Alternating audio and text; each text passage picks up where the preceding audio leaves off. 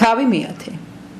აბიმელექის შემდეგ გამოჩნდა თოლაყი, ძე ფუასი, ძისა დოდოსი ისაქარელი, ისრაელის სახსნელად. კი შამირში ცხოვრობდა ეფრემის მთაში.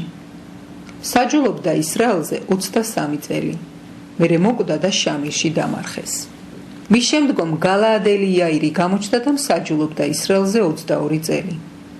30 ვაჟი ყავდა, 30 ახალგაზრდა სახედარზე ამხედრებული. პატრონი 30 ქალაქისა, რომელთაც დღემდე იაირის ნასახლარებს უწოდებენ გალაადის მხარეში. მერე მოკვდა იაირი და კამონში დამარხეს. კვლავ კუღმართად იქცეოდნენ ისრაელიანები უფლის თვალში. ემსახურებოდნენ ბაალებსა და აშთაროთებს, არამის, სიდონის, მოაბის ღმერთებს, ყამონელებისა და ფილისტიმელების ღმერთებს. უფალი კი დაივიწყეს და აღარ ემსახურებოდნენ მას. აღიგზნო უფლის რისხვა ისრაელის მიმართ და ხელში ჩაუგდო ისინი ფილისტიმელებსა და ყამონელებს. იმ წლიდან მოკიდებული ავიწროებდნენ და ჩაგრავდნენ ისინი ისრაელიანებს 18 წელი. ყველა ისრაელიანს, ვინც იორდანეს გაღმა ესახლა ამორეველების მიწაზე გალაადის მხარეში. ბოლოს გადმოლახეს ყამონელებმა იორდანი, რომ შებრძოლებოდნენ იუდას, ბენიამინსა და ეფრემის სახლს. ძლიერ გაუჭირდა ისრაელს. შეღაღადეს ისრაელიანებმა უფალს და უთხრეს: შეგცოდეთ, რადგან დავივიწყეთ ჩვენი ღმერთი და ვიმსახურებოდით ბაალებს.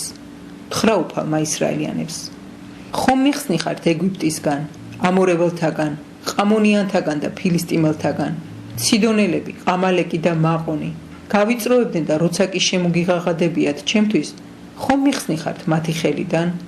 თქვენ კი დამივიწყეთ და ემსახურებოდით უცხო ღმერთებს, ამიტომაც აღარ გიხსნით.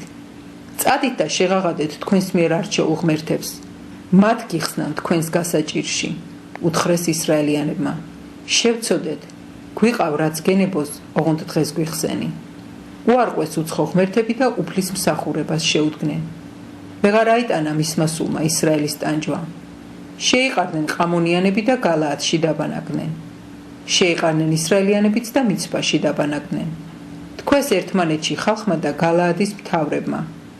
ვინც პირველი შეებრძოლება ყამონიანებს, ის იყოს მთელი გალაადის წინამძღოლი.